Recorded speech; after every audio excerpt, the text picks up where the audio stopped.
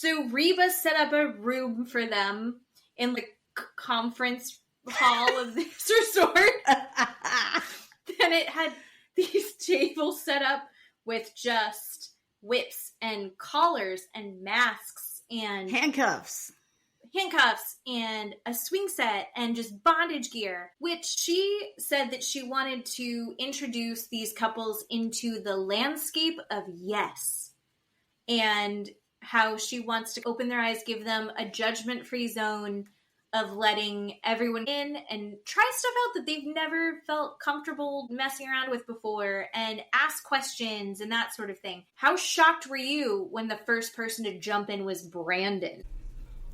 Listener discretion advised. Adult language and mature content.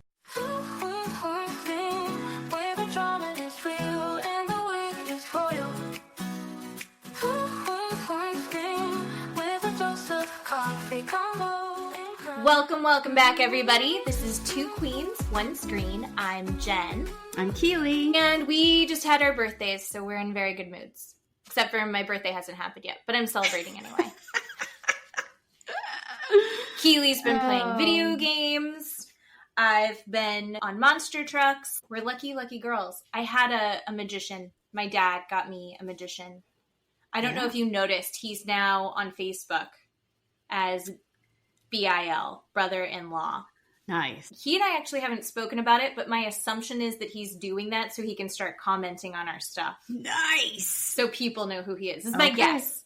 I'm just assuming. Dad got me a magician for my birthday, and he blew my mind. And I, honest to God, think that this needs to be something that makes a strong comeback. People should have magicians at parties. I don't want to go to a party without one from now on. Wow.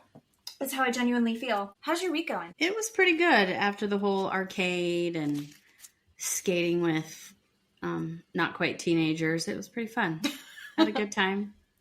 Are you sore after doing that? No, it's okay.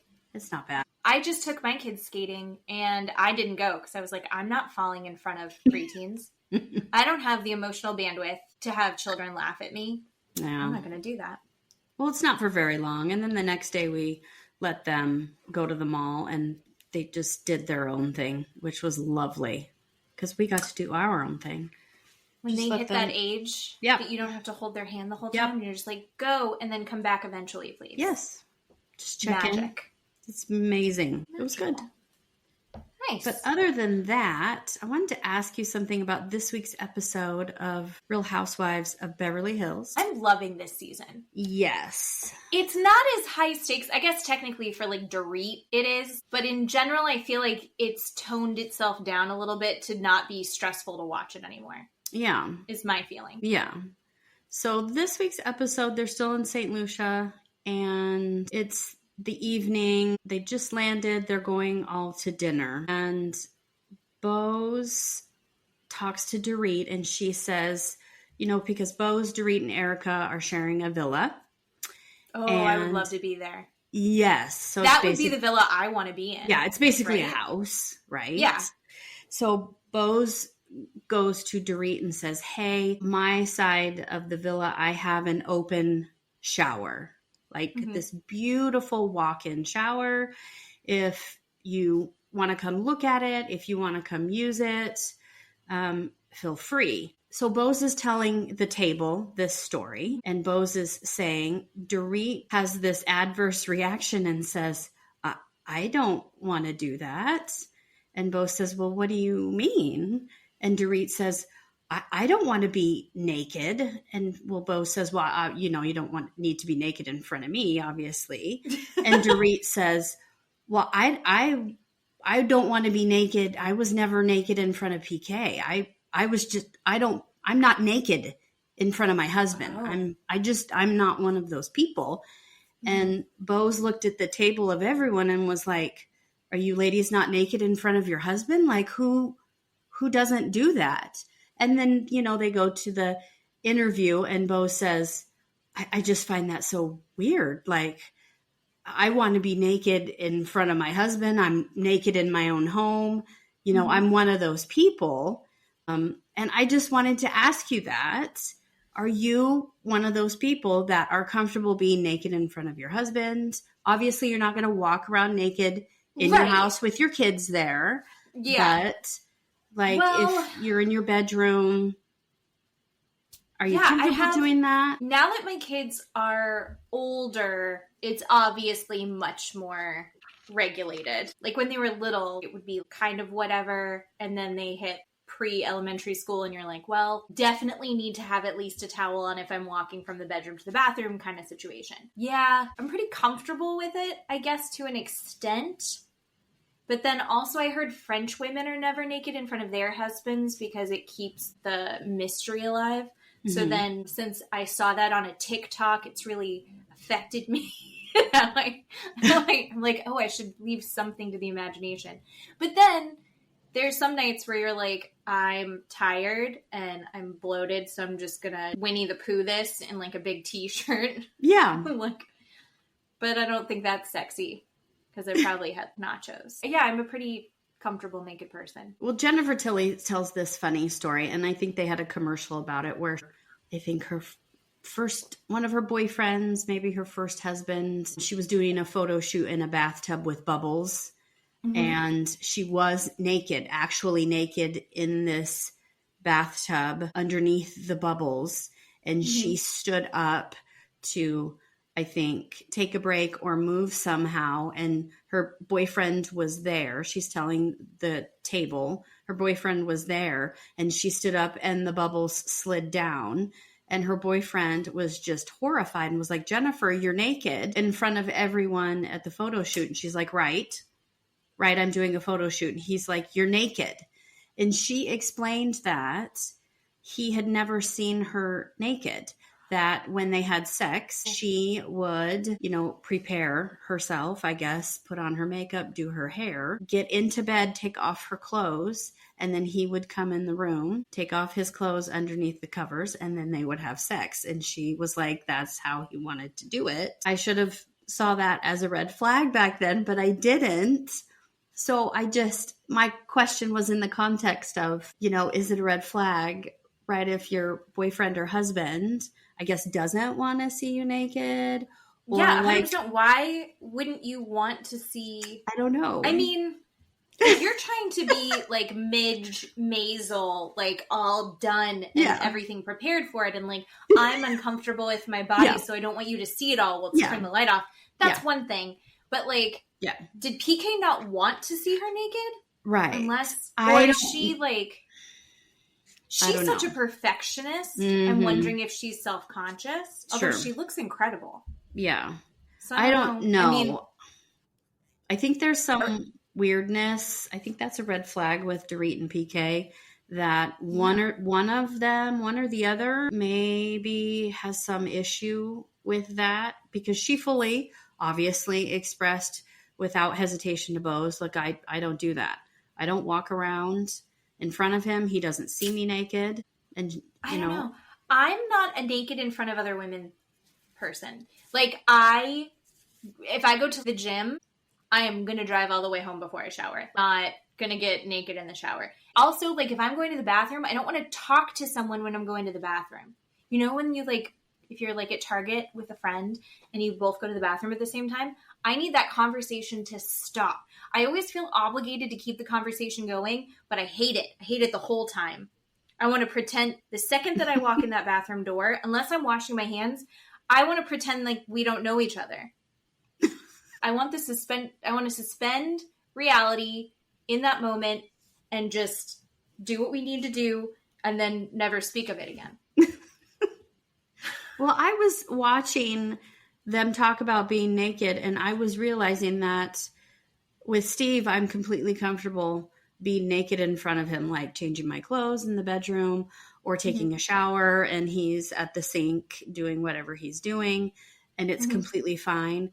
But in my first marriage, it was horrific for me because every time I was naked, right, my husband wanted to have sex every single time. And that's what I equated it to. And so I was terrified. I was terrified to be naked in front of him because I didn't want to have sex, because it was, I never had the choice. It was never my choice to have sex.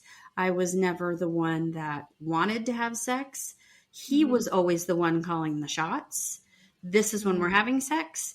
This is the time of day. This is the day of the week, right? All of those things. And so I was terrified, and I never wanted to. I never wanted to tell him when I was taking a shower. I never wanted to tell him when I was changing my clothes. I never wanted to be naked at all, ever. Yeah. And so when I got married to Steve, and I realized one day he came in and I was going to take a shower, and I had an adverse reaction to him asking me if I was going to take a shower. And this whole conversation came up, and he was like, it's okay. I don't want to have sex with you right now. Right. I had to work through that. Yeah, I didn't realize that's intense. what was going on. And he didn't take it the wrong way. And I'm glad of all of that. But that's what I realized watching just that little part of the show, that I'm completely comfortable now because I don't have that relationship where I had it in my first marriage that I do now. And I wonder if it was something like that with Dorit, or, other women have that. That's really interesting, because they talk about, I had watched something where someone was dissecting the relationship between Dorit and PK. Yeah. And it was like, Dorit, before she met PK, had her clothing line. Mm-hmm. She was international. She was making her money. She got with PK, and they had a family, and it was about PK and his job with Karma Chameleon. I can't remember his name. Boy George. Oh, yeah. Right? And like the producing thing.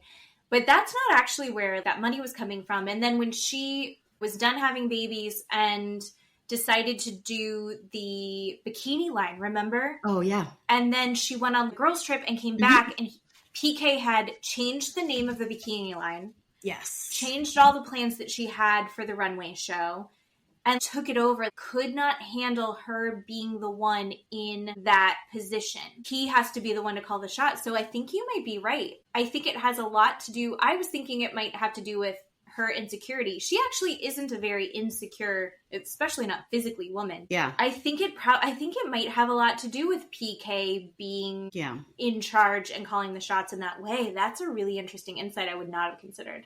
Yeah. I just thought about that, because a lot of women, they even just any sort of physical touch with their partner or their husband, they equate that to having sex, right? You're holding my hand, you're rubbing my back, you're touching me at all. They think they want to have sex because that's what the husband does, right?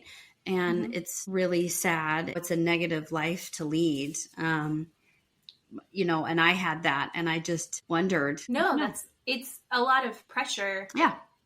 In that. And then, so that's carried for Dorit. That's carried on across the board. Oh, it's very freeing to not have that pressure. I mean, obviously we're not walking around naked, and I don't think that you are either. But if you're in your own home, in your bedroom, and you're able to change your clothes, obviously with the door shut and things like that, and you're not having some neurotic breakdown, right? That's a win. I did grow up with a mom who was too naked. I had a too naked mom. A mom that was naked all the time in front of all of us all the time. So I'm never going to do that. Okay. Right. And then also I have boys. So yeah, I had to put all this away when they were really little. Yeah. So when you watch it this week, just look at that. Watch for that conversation. Yeah. All right. Do you want to talk about some other marriages falling apart on reality TV? Oh my gosh. This is the next to the last episode, everybody. Holy smokes. We have next week, we are going to have our recommitment ceremonies or not. Or not. Yeah. Or not. They called this the last frontier, and I'm not quite sure. Why? I think because they were running out of the lasts. Oh, probably. I guess. This one had a lot of therapy. They threw all the therapy at the end. Yes. They were like, we don't really need it until the end. And I don't think anyone figured anything out. This one, I feel like the Between the Sheets and the actual show were two different shows. Two different shows, people. And I feel like Between the Sheets was better than the actual show for me, anyway. And these producers, I'm so irritated at them. I know. My God. I think what we should do is start light and easy and then get load on to the more intense stuff. All right. Hit it. So I guess we have to start with just at the very beginning of the episode, we got 2 seconds of Gino and Jasmine ending a group therapy. Yeah. And Gino is saying, and we had talked about this last time, he said that he wants her to share her location so he knows where she is, and then he might feel more comfortable with the open relationship. Okay. And then she's like, great. And she immediately shares her location in that moment at therapy. She's like, my location's turned on. Yeah. Here you go. Yeah. We talked about location last time, and I guess it's about trust and comfort. But again, I think if you're checking someone's location because you don't trust them, then it's really not a useful tool. No. Because if you don't trust them, then you don't trust them. Well, it's another way for him to control, just like Reba said. Yeah. Yeah, he's gross. Yeah. So everyone is confused by this, and he turns himself into a victim, which we need to wade into that a little bit more deeply, because there's a lot that happens between Gino and Jasmine. So that's the end of that group therapy. They gave us literally 2.5, 3 minutes, and then they're like, this is the end. Just throw it on the end. Again. You've got that, and you've got the Between the Sheets. We didn't need that spread across 2 episodes. We didn't need to have to give that little preemptive bit in this podcast. Yeah. Let's see. Darcey is leaving. Darcey's about to fly out because they haven't decided to go to the next group therapy yet. Darcey's leaving, and I am in the twilight zone with these women because Stacy's worked out some of it with Florian. She's deciding whether or not she's going to trust him, but she's 100% back on twin power with Darcey. Darcey was destroying her marriage 2 days ago. And then Darcey was like, I think Florian walked someone home. And she's like, what? Now she and Darcey are back in their power. Stacy's already sad that she's leaving. This is insane to me. They just immediately revert. What made it even more obnoxious to me is they don't say anything of substance to each other. Yep. They say coffee mugs, or you know how people will get the little signs that they put on their desk? It's like hang in their kitten thing. Yes. It was like, stay in your power. You got this. Yeah. Listen to your heart. Listen to your gut. I got you, girl. It was just like the most nonsense conversation. It was worthless. Yep. But they both feel very connected again. Darcey also then gets interviewed and is like, I don't really think anything's going to change. I don't think this did anything. Then they all go to another group therapy, as in the final check-in of group therapy, which would have been helpful to do more of these. Of course. And they have each couple give one word to sum up how they're feeling in their relationship. Yeah. Right then. Florian and Stacy, Florian goes, it's better. Yeah. It's better. I think we're on a much better path. Like, he's just never has bought into any of this. And he's like, it's great. You guys did a great job. We're doing great. Everything's fine. Because he's so avoidant. Stacy says she's conflicted. And she said basically that she doesn't feel like the trust issues are resolved, especially now that there's this whole new thing that she has to grapple with that Darcey brought up. And she wants to see more action from Florian. She's like, I want you to look at me when we're talking. I want you to not yell at me. I think that they are going to be in this cycle forever. Yeah. I think he's going to give her a little bit and she's going to go, look, it's fixed. And he's going to go, family. And she's going to go, oh yeah. Yep. And then they're just going to end up doing it again. Yeah. But also she said that she's worried that that's what's going to happen. So maybe she recognizes it. Maybe she's finally going to end it. I don't know. Well, if she never forgives him for cheating, then this is what will happen. The other person, like I've said, I will say it 100 more times. 101. Here we go. Mm-hmm. If the other person cannot forgive the cheater for cheating, you need to leave the relationship, because if you keep holding it against that person, it's just ruining both of your lives. It's not fair to the person. I know he cheated, right? And I'm not saying the cheating is okay, but you cannot keep punishing him over and over and over. And that's what she's doing. All she does is punish him. All she does is bring it up over and over and over again because that's what she wants. That's what she likes. That's what she's used to. And that's what their cycle is her punishing him for him cheating. He says it's better because he apologized. And she's like, okay, thank you. I love you. He said, I love you back. That's what he saw. That's why he thinks their relationship is better. So I don't understand. And then she turns around and says, well, there's this girl in Miami. Are you fucking kidding me? You just told your husband, I love you. Thank you for saying I'm sorry. Are you serious? The man is so confused.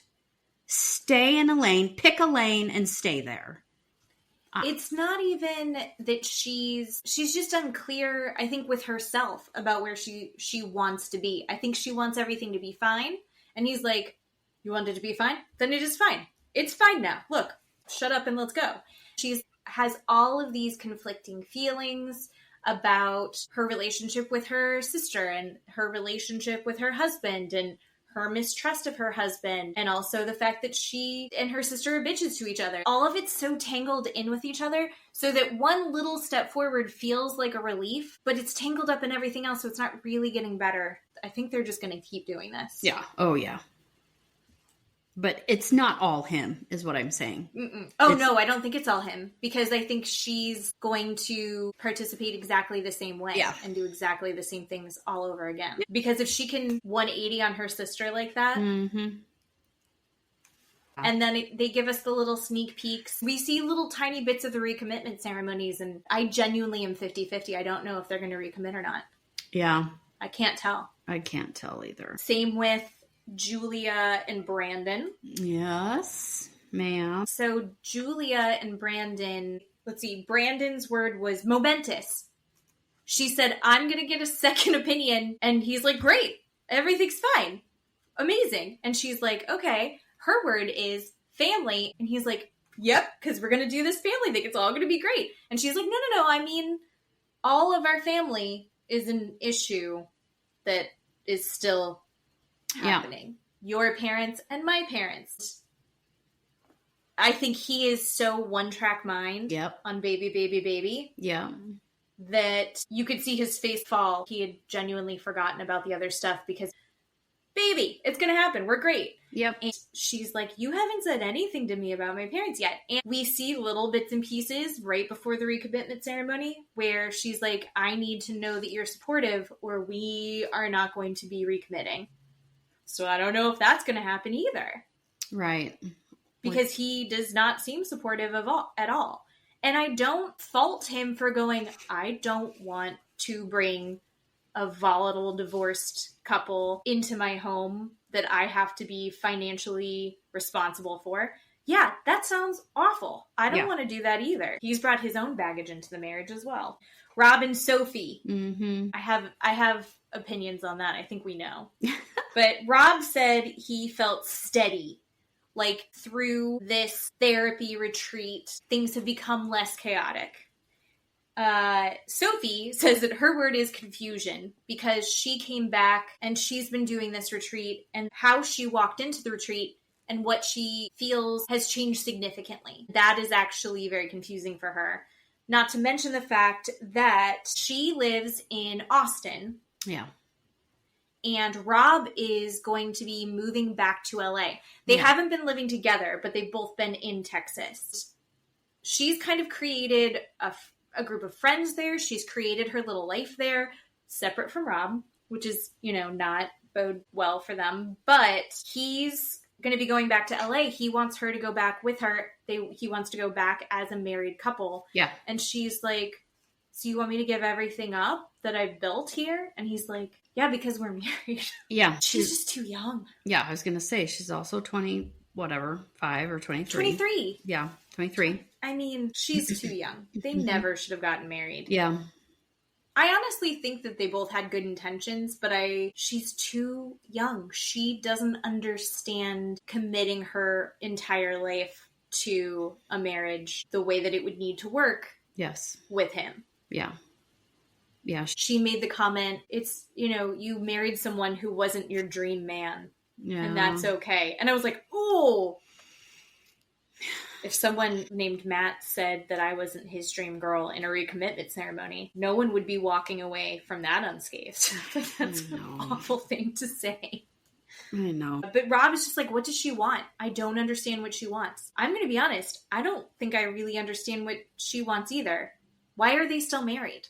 If this is the last try, what does Sophie want? A paycheck from this show so she can have a little bit of money on the side as they start getting divorced and going through that process. I don't know. I don't know how Rob's paying for anything right now anyway. Yeah, I'm not quite sure. I mean, I still go back to the fact that she had a terrible childhood. She didn't have anyone to show her how to be an adult, how to function in society.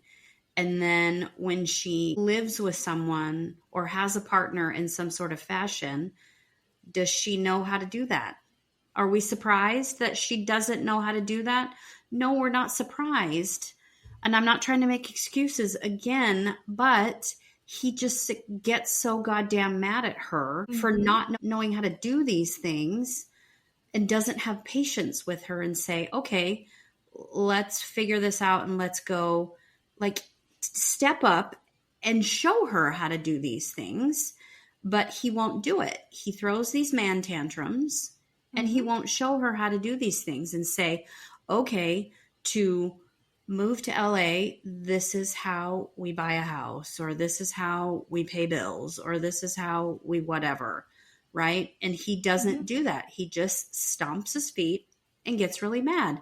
And yeah, it's scary to start all over again and make friends and get a job and do all of those things. But he doesn't comfort her and he doesn't help her. And he just gets mad at her and say, what the fuck do you want? I don't know what you want. And screams at her. And that's what bothers me. That's what I think about. And that's what I don't understand when he says, I don't know what she wants. Well, you don't take the time to ask her. And then when you do ask her, she does come up with these fantasies because that's all she knows. Because when she was a child, that was the last time someone asked her. I'm not quite sure. And then you criticize her for being unrealistic. I don't understand these people who date people whose brains have not stopped growing yet. If your brain is still in the process of forming, let them grow before you rip them apart for being idiots. They're not done cooking yet. Yeah. I find him very frustrating. Oh, yeah. Although I did appreciate him because I feel like he was doing what I wish the therapists were doing in that group therapy for Gino and Jasmine. So Gino and Jasmine, they've decided that they're going to talk some more about this open marriage thing. And he had accused her of cheating. And then he says he wants her location. And it's very interesting how in the 12 to 24 hours this all evolves for him. Basically, they end up going shopping the next day. They're kind of talking things over. And he suddenly agrees to open marriage. What? Yeah. Why? And he's like, well, I feel like I've been really backed into a corner. Matt and I were screaming at the television. Screaming. He literally says, okay, yeah, I think I'm going to do it. And then she's like, is that yes? Are you saying yes? And he's like, well, don't be so excited. She's just shocked. Yeah. She didn't even look happy. She was like, what the hell is happening right now? Yeah. He's like, well, you're always so mad at me about, he couldn't even say it. She had to say it for him, sex. Mm-hmm. And he's like, and I see now that I might lose you. So now's the time I need to take action. Mm-hmm. He literally explains that his options are lose Natalie and have to get a divorce, or open marriage. And he's completely forgotten that he could fuck his wife. Yeah. What? That's how he's taking action? Yeah. I'm going to let you go sleep with other men. He is so insane for thinking that anyone is hearing this and agreeing with him. And Jasmine is in his own little world that he has created, where he's made all of the rules. And it became very clear as he's explaining, well, I need to see your location. And she's like, yeah. And we both have to agree on the rules together. And I want this for you. And I know it's going to be really hard for me to see you be with other people. Because he keeps using it as a weapon against her. He's like, well, how are you going to feel when I'm with somebody else? And she's like, it's going to be hard. But I know that that's something that I want for you, if that's something that you need. You see him just kind of building and constructing this open marriage as another way of controlling Jasmine. And they actually have a little mini session with Reva, where Reva's trying to explain, like, these are things that you need to keep in mind. And then Jasmine's like, yeah, we're thinking maybe 1 or 2 days a week. And they're like scheduling it. She can only be gone for 4 hours at a time. Also, he's going to take her on a date so they can build their intimacy. And I was like, you should just do what? And he's like, he has no option. This is all, he's been cornered into this. He's creating it. It's just another set of rules that he's going to make her follow and then punish her if she doesn't follow it. Yeah. Here's the other thing that I thought was really interesting. Everyone's shocked because they know that at this point, they know that Jasmine has Matt lined up for this. And she's like, I really think he should beat Matt so he can understand what's going on. He's like, if you're falling in love, we have to end it immediately, which... okay. And he doesn't want to meet Matt. And then Reva's like, you should probably meet Matt so you can make sure there's mutual respect and everyone understands the boundaries. And he's like, I don't want to do that. I literally laughed out loud when they decide to have a FaceTime call, but Gino doesn't have to look at Matt and Matt doesn't get to look at Gino. Yeah. I thought that was so uncomfortable. The whole thing was so weird. I was thinking the whole time, Matt, don't say something stupid like, hey, babe, how's it going? I miss you, right? Or something dumb like that. I was thinking he's going to say something stupid and Gino's going to lose it. And Jasmine, she looked uncomfortable, but I was thinking Matt's going to say something stupid and Jasmine is going to be like, don't say anything dumb. Don't say anything dumb. And I'm not saying that, they've had sex or I think they've done anything wrong or whatever. I'm just thinking they're really good friends, obviously. But I was hoping, I don't know. They're still on the phone, obviously, in the next episode, but I don't know. Well, in therapy, Jasmine's word is evolve. Their relationship is evolving. They're going to do this open marriage thing. They're going to figure it out. She's fighting for her marriage, right? She's going to figure out how to make this work. And everyone's like, Gino said yes to the open marriage. And he's sitting there with his upside down mouth, just pouting. But then they talk about it and he goes, my word is comeback. We really made a comeback. Like he feels like, yeah, look at us. We figured it out. And Florian goes, Gino, no need to watch more porn. Just watch Jasmine and Matt have sex. What the hell is going on? And Rob is like, what are you doing? This makes no sense. Rob's calling it out. He's like, the second you get home, she's gonna go have sex with him. You're cool with that? You're saying you're fine with this. No, you're not. You're lying. You're not okay with this. And Gino's like, eventually, we're going to become more intimate because she's going to stop yelling at me. He has made himself into the victim so hard.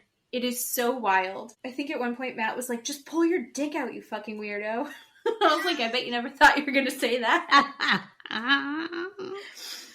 Oh, the whole thing is just so insane. They've gone so far down this path in La La Land that doesn't make sense in reality. And then in between the sheets, I want to know what you thought when Gino told Josh, the only reason I said it was going to be okay for Jasmine to have sex with Matt is because Jasmine told me that Matt was gay. That's a lie. I did believe it for a second. That's a lie. He's a liar. She never said that. There's no way she said that. That's a complete lie. I knew it was a lie the second he said it. There's no way. Every single cast member is blaming Jasmine for this entire thing. Rob is triggered by Jasmine. Completely triggered. And he's triggered from Jasmine because he has infidelity issues. Completely. everybody is super judgy. This entire open marriage thing, everybody is blaming Jasmine. Everybody. Rob turns around and says, the second you leave, she's going to go cheat. Florian, just go watch Jasmine cheat. Every single person says it's her fault. Why is it her fault? Well, Why? all the men are saying that. I think Stacy's on her side. I think Julia's on her side. I think it's because she's actually getting what she wants is part of it. She's not going to get it from Gino, so she figured out a way to do it.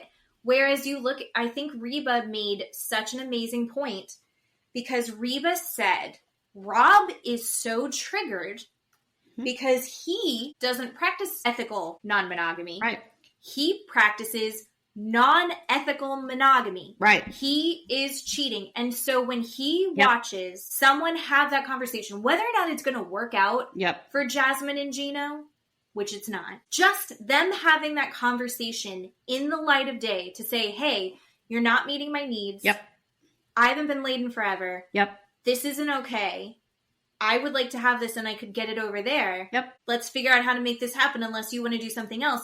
Is so triggering for Rob because he is resentful because he doesn't feel like he's allowed to have those conversations. Yep. He can't have those conversations because he's already done it without those conversations. Yep. Reba called him out so hard. Yep. In between the sheets, not to his face. Right. But he was freaking out. And then he ended up saying at one point, how is it fair? She's like crying and she's like, I haven't had sex in over 9 months. And he goes, I also didn't. So, but that doesn't mean I get to go out and cheat.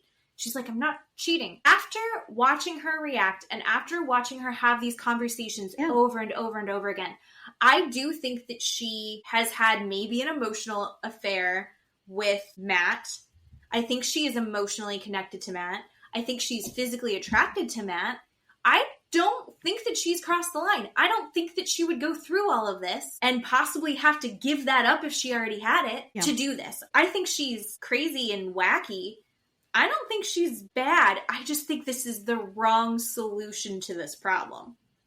But I get why she's trying, because what else is she supposed to do at this point? Yeah. Well, I think the women are judging her. And I mean, even between the sheets, I think Julia, Stacy, Natalie, Sophie, I think every single one of them. Disappointed in Sophie. They super judge her super hard. And this whole situation is something Gino created. But Jasmine is the villain in this. It's disgusting. And then he turns around and makes himself the victim. No. Mm-mm. She put me in a corner. Yep. No, you put her in a corner. Yep. She put me in a corner, he says, and I only agreed because she said he was gay. I'm sorry. No. There's nothing about Matt that flags as gay to me. No. Not even nothing. Not even a little bit. Not even What about a gay... And Josh even, like, step-by-step explains why a gay man is not asking to have sex with Jasmine. And he was like, well, it's just because they're friends and he wants to do that. Nope. And he was like, gay men don't want to have sex with their friends that are women. Yeah. That would make them straight. He was like, well, maybe he's just going to eat her out or something. Yep. He was like, no, I think they like that even less. Yeah. You could see Gino threw that out there as a last-ditch effort to try and look like the victim in this. Mm-hmm. Josh was like, no, that doesn't make sense. Nope. But somehow Josh still took his side. Yeah. Even though it was so clearly a lie. Yeah. He's like, Gino, that's why none of this makes sense. It's weird that she would say that to you. It's like, she never said that. I don't believe it for a second. Josh is the king of victims, though. Yeah. I just hate him. And it's fun because I think at least all the women also hate him. Yeah. Nice. He's talking with Rob before the group therapy and about how he's gone through this whole thing and it's been really horrible with Natalie. There's been some good moments, but there's been a lot more bad moments and it's been really emotionally draining for him. You were the only one that was allowed to leave and you left multiple times.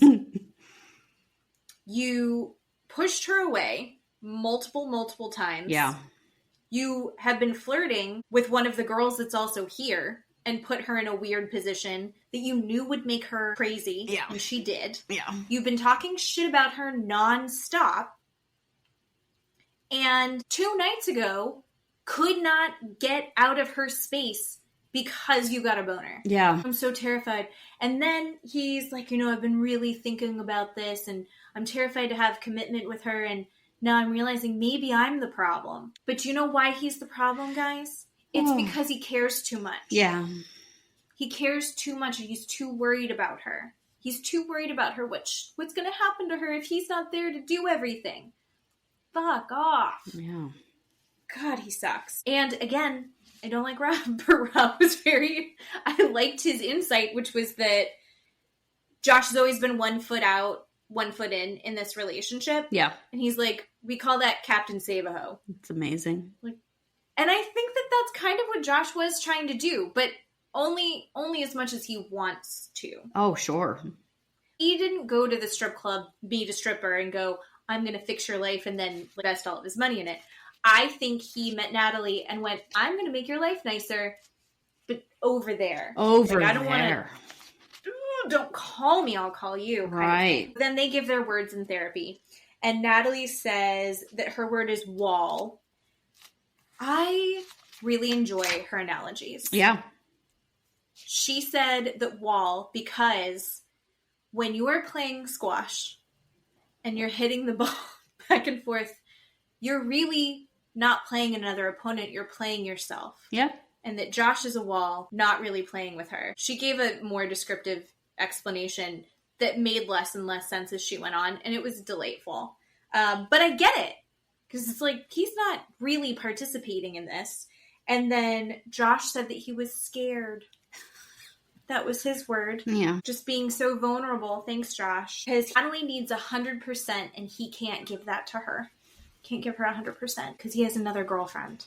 Oh, yeah. That lives at his house. Oh, and then they're like, can you tell her why you're afraid? And he's like trying to look at her, but the sun is in his face. Yeah. Did you see that? I did. So she's got like the shadow on her face, Yeah. and he's like looking at her, but also into the sun. Yeah. And then he's like, can I touch you? And she goes, no.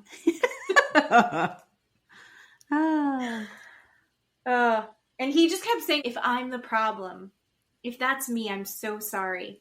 No, of course you're the problem, Josh. Yeah. What I loved is how well she handled that.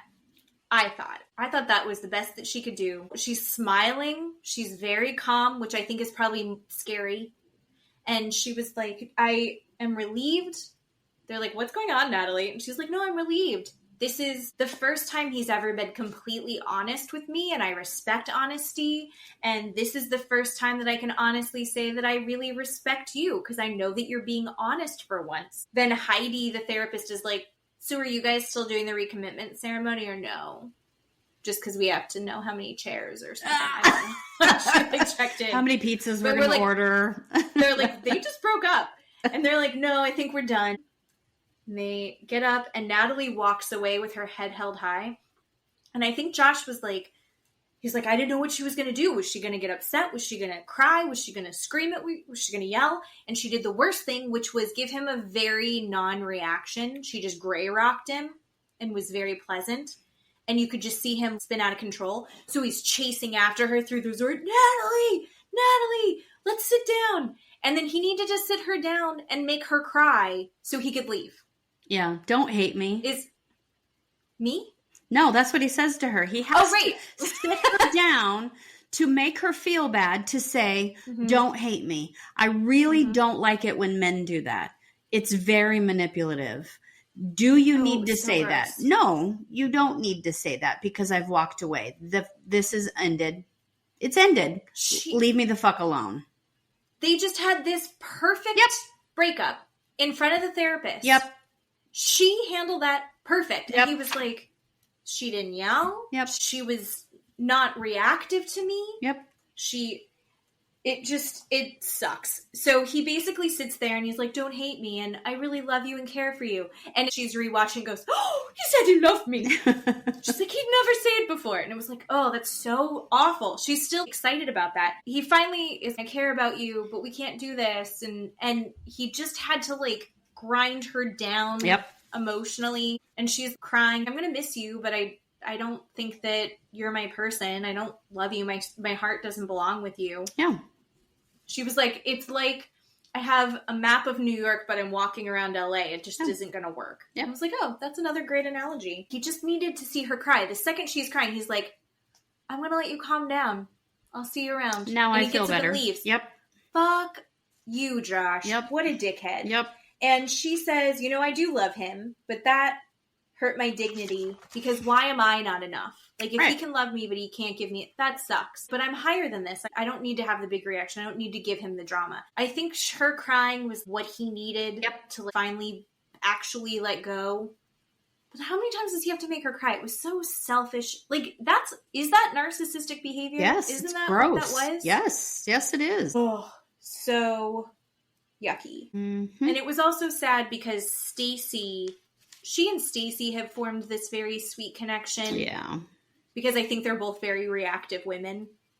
And she sees herself there and she's like, oh, she just wants to be loved. She just wants to have a family. And he just pulled it away, teased her with it, and then pulled it away again. And Stacy's crying because she just wants to be loved. Yeah. And that was really sad. Yeah. So luckily, Natalie's going to be able to move on and be separate from this, I think. I think this is finally going to be the end. Yeah, she did say in between the sheets she found out that Josh had another girl. And that she's pretty disappointed and she's pretty mad about it. But yeah, we were wondering when and if she'd find out that he had that girl living in his house. No, I really hope we find out more at the reunion. Yeah. I want to find out everything. Mm-hmm. But I don't think we even see Jasmine and Gino sneak peek of the recommitment ceremony. We see Sophie and Rob. Yeah. Sophie, she looks like she's going through the process, but I don't think she's recommitting. And Stacy's sobbing. Stacy cries all the time, though, so it's hard to tell. I don't know if Stacy's got the buy-in or not. And we don't see Julia and Brandon because Julia sits Brandon down before a recommitment ceremony and says, I need this to recommit. Yeah. I'm willing to do this for you. I need you to support me in this. Yeah. And I'm going to be honest, I think her ask is significantly bigger than his. Mm-hmm. But I also think that she has a right to ask for that. Oh, sure. Where are you at with the couples? What are you thinking? Well, I do want to circle back to Natalie because we saw in between the sheets that she had to sit down with Sophie. And I really liked that interaction because she came to Sophie, they had a one-on-one, and she brought her coffee. She asked about Rob. It was very kind. It was very friendly. She was very interactive with Sophie. And then Natalie apologized for everything that Natalie did and said. Natalie said, look, I was very weak. It was very situational. I shouldn't have done any of those things. I shouldn't have said any of those things. I'm really sorry. Sophie explained about living in Austin and possibly moving to LA and not sure what she should do. And Natalie was very sweet, I thought, and said, if you move to LA and you give me a chance, I'm a very good friend and I'm a nice person. You could see a different side of me and we could hang out. And then you go to between the sheets and a clip to Sophie and being a raunchy bitch, which I thought, and saying, I don't like Natalie. And no, we didn't hang out. We have a mutual friend. And the friend said, we're going out to dinner. Natalie found out. Natalie wants to go. And Sophie said, no, she can't go. She can go pound sand. I don't like her. Tell her no, she can't come. After all of that, Sophie told her to fuck off. Like, I thought Natalie was totally genuine. Yeah, it was such a sweet, sincere thing. And it was also, hey, I fucked up.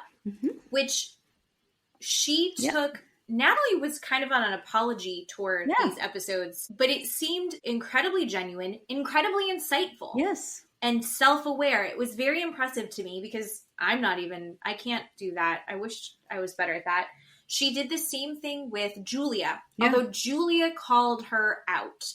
Julia said, you're laughing at me, you're making jokes when I'm talking about these very vulnerable things, and it sucks. Don't do that. It's not acceptable to me. And Natalie immediately gets up and said, I'm dealing with my own shit, and I took it out on you in a way that was not okay. And I wasn't thinking about you. I was only thinking about myself. And I don't know why I was blind to that I was hurting you. I don't want to hurt you. I'm so sorry. And it was such a good... The way I just re-said it was not even close to... She was so articulate and genuine and clear with, I was being an asshole. I'm sorry for being an asshole. We can all be assholes. I think it's going, okay, I'm not cool with how I just behaved. I would like to fix this. And I think she genuinely wants to.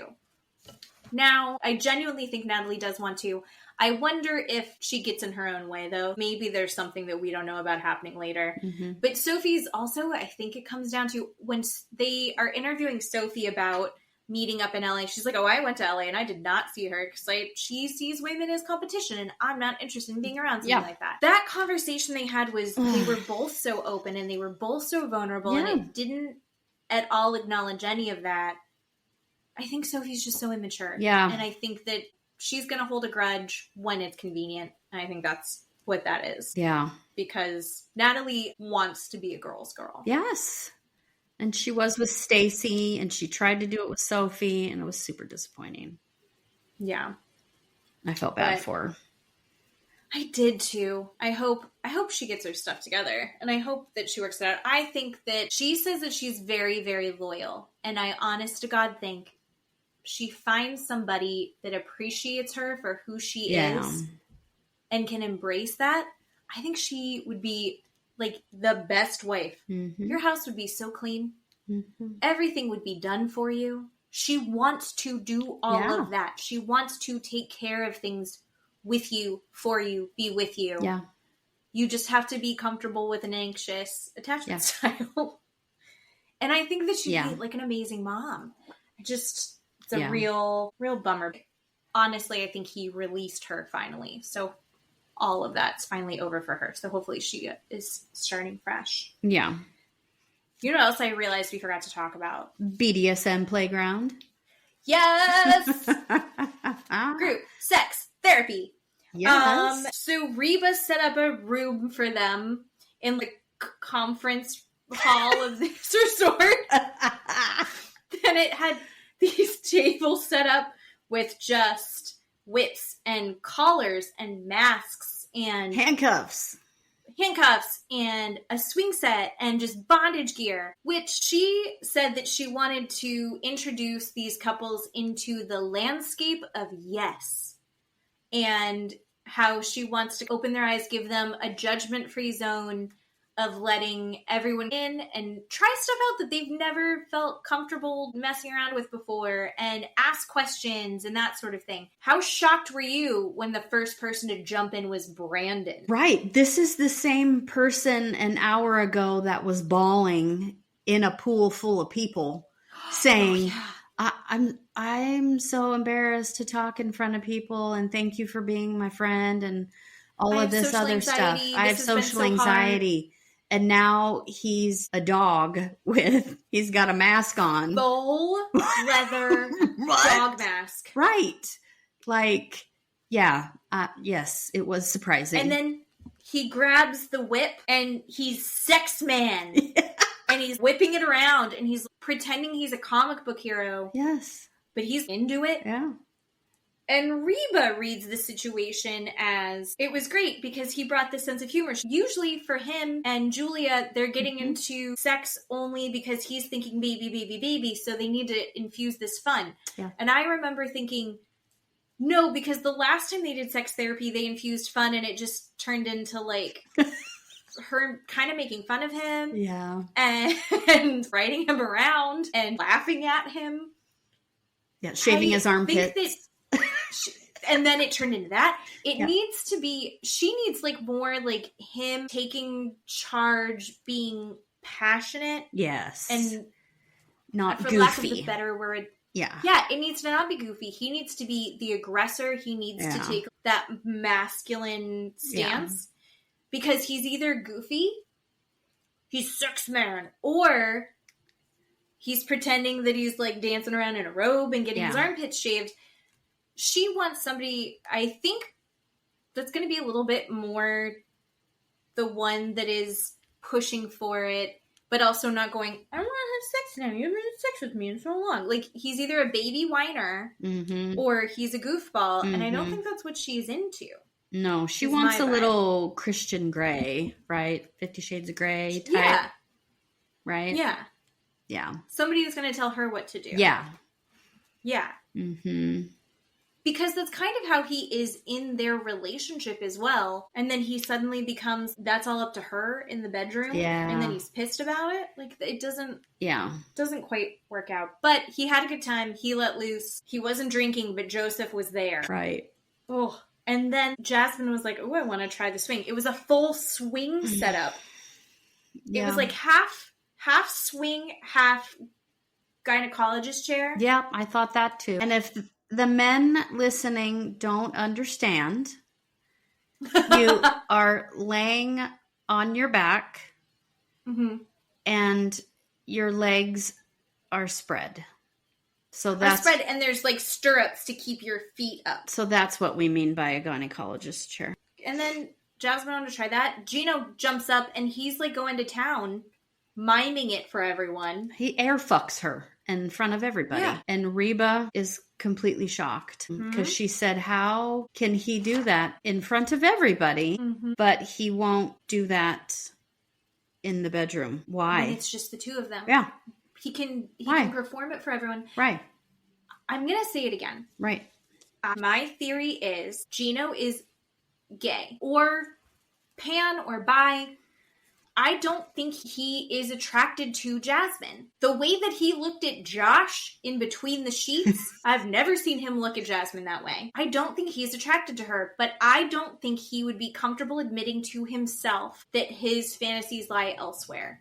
Sure. Which is why he's picked a woman who is so forward sexually, leads with her boobs, her body. She has done all of that work very intentionally. He's picked what, maybe society, the male gaze would say is like the perfect woman physically, and then made that a priority above other parts of who she is. And then when it's not working out, he's making it her fault. Who knows what porn he's watching, but he needs a Viagra to make that happen for himself either way. Yeah. He's more interested in his own boner. And the way that he interacts with his men, with Florian, with Josh, I don't think that he enjoys women in that way. You see him have so much fun with Jasmine when they're on their own and they're being silly together. You can see they enjoy each other as people. I don't think he's sexually attracted to her. Yeah. I just don't think he is. No, I either. I think because he probably feels so out of control, I think he enjoys that, having that control over her. He feels strong and in control when it comes to their relationship dynamic. Accepting this open marriage is just a way that he is flailing, trying to find some other mode of control. Yeah. It's a complicated conspiracy theory I have about Gino. Well, I also wonder, since he likes to watch so much, I wonder if he wants or thinks about that he actually wants to be the girl getting fucked, right, by the guy. And he wants people watching. Do you see what I'm saying? Like, not that he wants to dress up like a woman, or not that he's technically gay, but he wants to be the woman getting fucked by the man, but having other people watch him. That's really complicated. Maybe. Do you see what I'm saying? Because he watches porn. I do. And then he did that because he did that in front of everybody, and he was he was looking at people while he was performing it, watching their face, and being very excited about that. I don't know. I think you've got something there. I think there's something there. I don't think he wants to see Jasmine have sex with someone else. No. But I do think he would like people to watch him. Yes, but it's about him. You have something there. Right. But do you remember, was it Florian that twirled him around? That was the best day of his life. Or was it Benny? Who was it? Somebody. Who was it? I think it was Florian. Okay. Because they really connected, and I think that that's something that he would be really into. Next week is going to be a shit show. I know. We get the reunion. I'm excited. I'm ready for it. And again, I'm just holding out for the Valley. I'm so glad that we have a date for that. No. So nice. Because there's so much so much going on. Somebody made a montage of just all the epic things that Kristen has said over the years. And half of them were like, suck a dick. And yes. it's really hard. It's so hard being an empath. Oh, no. If someone says they're an empath, I immediately don't believe 100%. I was just going to say that. Do we know if she's having a boy or a girl? Did we figure that out? I think it's a girl. Oh, God. I'm so glad. But I don't know why I think that. I think that, too, because that's what she deserves. She deserves to have a girl to know the trauma. Well, I'm glad it's a girl because she would be one of those boy moms. And I am a mother of sons. I'm not a boy mom. But the boy moms that are like, I'm the first love of their life. Like, if she had a son and then when he gets his first girlfriend, she's going to unravel. Right. Her daughter's going to say, suck a dick, Mom. And Kristen's going to be like, oh my God, what do I do? Right. Oh, it's going to be fun. No. Oh, it's going to be so good. Yep. We've got a lot of good TV in our future, and I feel really positive about it. Yes. All right. Well, I am going to catch up on Real Housewives so I can actually have a full conversation with you about it. Oh. And I'm just ready for next week. I know. And we don't have to watch Captain Save-A-Ho anymore. He's gone. Anymore. Yeah. We do see Natalie at the recommitment ceremonies. We don't see, because she's just going to be supportive. Yes. Look at Natalie. See? It's not even about her and she's showing up. That could go one way or another. We'll see. But yeah, he's not there. He drove home. To his girlfriend. Whoops. He's had the whole time. Fucking Josh. All right. So we've saged our TVs of Josh. Yes. For now. But not your TikTok. You just sent me another video of him. I did. Ugh. Yuck. He can't stop. I am so glad he doesn't have another venue onto television right now. I know. I would let Sandoval back on my TV before I would let Josh back on my TV. Oh, yeah. That's how serious this is. And on that note, it's been a pleasure listening to me and working with me today. Happy birthday to us again. Happy birthday to us again. All right. Love you, miss you. Love you. Miss you. Bye. Bye-bye.